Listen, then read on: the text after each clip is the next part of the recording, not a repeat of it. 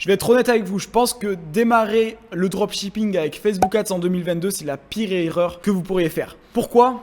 Parce que directement, vous allez être confronté à des milliers, voire dizaines de milliers de concurrents à vous directement sur la même plateforme, à essayer de faire vraiment la même chose, appliquer les mêmes stratégies. Et également, donc on voit qu'il y a de plus en plus de concurrence, des coûts qui explosent sur Facebook Ads, sans parler même des blocages. Vous pouvez vous faire bloquer du jour au lendemain votre business et vraiment avoir un business en dents de scie où au début ça fonctionne peut-être très bien et d'un coup pour X ou Y raison Pinterest vous bloque pour aucune raison valable. Mais au fur et à mesure vous allez créer un business en dents de scie avec zéro valeur, un business qui vous génère certes un bon chiffre d'affaires durant une courte période donnée, mais après vous allez perdre énormément d'argent à faire du testing, cela dû à une concurrence vraiment ardue sur Pinterest, des concurrents qui sont vraiment tous là au final à faire la même chose et c'est pour ça que je trouve une erreur fondamentale en 2022 de se lancer sur Facebook Ads.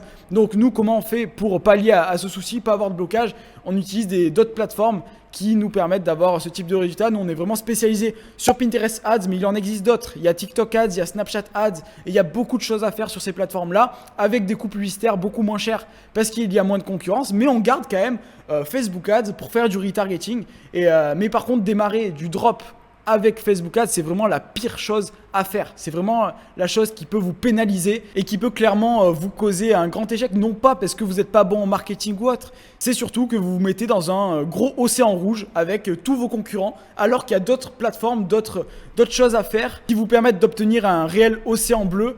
Donc Facebook, voilà, en 2017, c'était la folie, il y avait tout le monde qui performait super bien, mais maintenant, c'est plus le cas. Et justement, il faut retrouver des Facebook de 2017. Donc ça, c'est dû à quoi? C'est dû principalement que Facebook a eu ces publicités qui ont été lancées en 2007. Du coup, l'algorithme, il a eu le temps de comprendre les audiences. Il y a eu beaucoup d'audiences qui sont arrivées sur Facebook et l'algorithme est devenu très très fort. Du coup, en 2017, 10 ans après, on a eu un pic où justement c'était très facile de faire de la performance.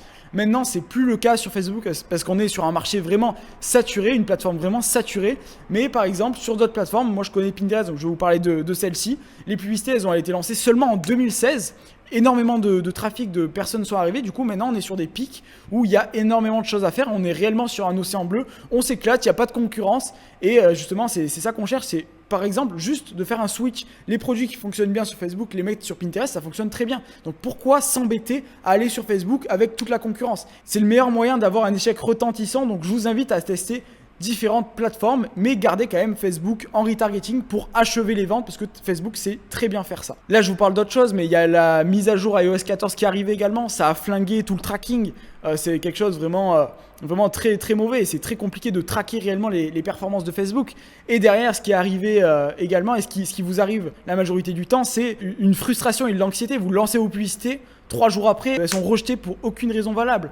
Et ça, c'est vraiment quelque chose de mauvais. Votre compte, il est restreint. Ça vous bloque votre adresse IP, ça vous bloque tout. Vous pouvez plus rien faire, vous pouvez même plus travailler. Et ça, c'est la pire chose. Vous avez un business en dents de scie qui vaut rien sur le long terme. Alors que sur Pinterest, par exemple, je vous prends l'exemple de cette plateforme où justement, on a une réelle croissance sur le long terme. C'est certes peut-être un peu plus difficile au démarrage d'avoir de l'attraction, on va pas se le cacher, il faut être un peu plus patient, mais une fois que vous arrivez à comprendre comment fonctionne l'algorithme, c'est que de la croissance et de la croissance long terme. Et si vous arrivez à avoir cette stabilité qu'on cherche sur Pinterest et qui est facile à obtenir, à ce moment-là, vous avez un business qui a une réelle valeur parce que vous savez que à la fin du mois, au minimum, vous aurez fait par exemple 34 chiffres d'affaires. Sachant que sur Facebook Ads, c'est impossible à prédire parce que la majorité du temps, vous allez scaler fort, faire un gros chiffre d'affaires, peut-être 100K sur un mois, mais le mois d'après, justement, faire 10K parce que la majorité du temps, vous allez être bloqué, vous allez juste avoir des retombées d'anciens clients en fait. Donc c'est vraiment ça qui est important, de ne pas avoir un business en dents de scie qui vous provoque du stress, de l'anxiété, mais vraiment d'être plus serein. Sur Pinterest, quand on lance une publicité, ok, on se dit ok, c'est bon. La publicité, on sait qu'elle va être validée et dans une semaine, 2 semaines, on n'aura pas de souci, elle sera toujours live et quand on a une publicité qui tourne, on sait que elle va encore tourner les prochaines semaines, on a de la stabilité, on sait que la concurrence, si elle veut arriver, elle arrivera, mais ça aura beaucoup moins d'impact parce qu'on est sur un réel océan bleu. Donc c'est vraiment ça que je voulais vous transmettre, c'est qu'il existe d'autres plateformes et par exemple Pinterest, on a des CPM à 84 centimes.